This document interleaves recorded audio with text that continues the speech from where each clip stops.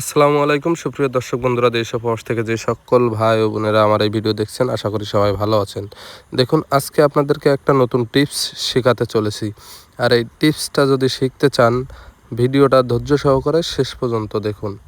যাই হোক, প্রথমত আমি ডাক্তার রেখেছি, ডাক্তার এসেছে, ডাক্তারের কাছে গরম পানি দিছি, ডাক্তার বীজটা রেডি করতেছে। তা এই জায়গায় দাঁড়াই থেকে উপস্থিত দেখতে হবে যে আমার বীজটা ভালো করে পানি মোছে কিনা।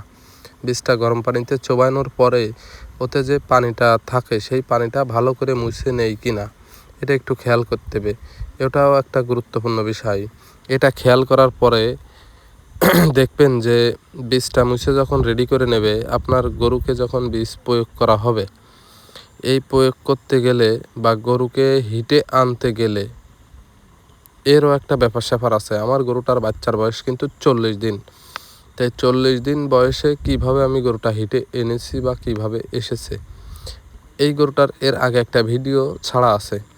কোলোমেকটিন সি এবং 50 ml ক্যাটাফাস, 50 ml অ্যামাইনোভেট এবং 20 ml ক্যালসিম্যাক্স দিয়েছিলাম, সাথে হিস্টাবেট দিয়েছিলাম। এইগুলো দেওয়ার ফলে কিন্তু আমার গরুটার দ্রুত ডাক চলে এসেছে।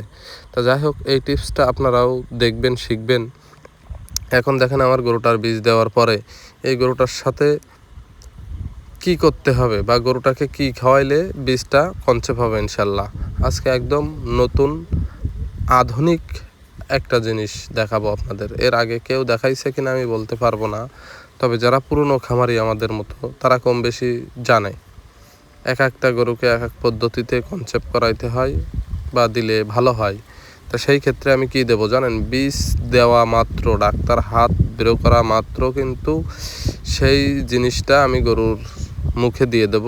গরু পান চাবানের মতো চাবাই খেয়ে ফেলাই দেবে। হ্যাঁ, এর আগে আমি ভিডিওর ভিতরে দেখাইছি আপনাদেরকে, আমি গরুর বীজ দেওয়া মাত্র আদার রস খাওয়াইছি 200 গ্রাম। হ্যাঁ, আদার রস তো খাওয়াবো ইনশাআল্লাহ, আর এটাও খাওয়াবো।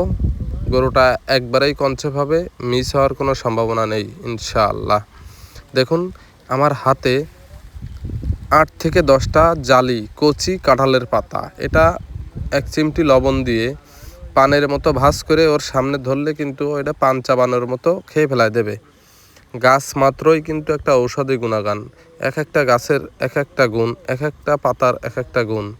তা যাই হোক, এটা দিলে কিন্তু আমার এই গরুটার দ্বিতীয়বার আর ডাকে আসার সম্ভাবনা নেই ইনশাল্লাহ। আর এই বীজটা কনসেপ্টের 100-র ভিতরে 99% শিওর হবে। আর এই যে বাটি দেখতে পাচ্ছেন, এই বাটিতে কিন্তু আদার রসটা আমার রেডি করা আছে। আমি দুইটাই দিয়ে দিচ্ছি এই কারণে, আমার এই গরুটা চুল পরিমাণ ঝুঁকিহীনভাবে গাব হয়ে যাবে ইনশাআল্লাহ। আর এই গাব হয়ে যাবে কিভাবে শিওর দিচ্ছি, শিওর তো দিচ্ছি না ভাই, আবার শিওর দিচ্ছি। আল্লাহ ব্যতিরিক্ত কোনো কথা কওয়া মহাপাপ। তা যাই হোক, আশা করি 100-র ভিতরে 99% কনসেপ্ট শিওর হবে। আর এর যে বাচ্চাটা, এই বাচ্চাটাও আমি আপনাদেরকে দেখাচ্ছি যে এর বাচ্চাটা কত ছোট।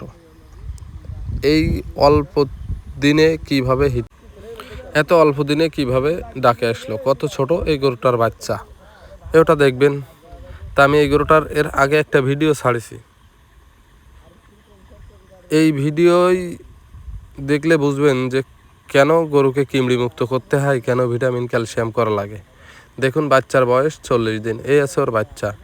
এই বাচ্চা থাকা অবস্থায় গরু হিটে এসেছে। আমি বলি যে গরু 40 দিনে ডাকে আসে ইনশাআল্লাহ।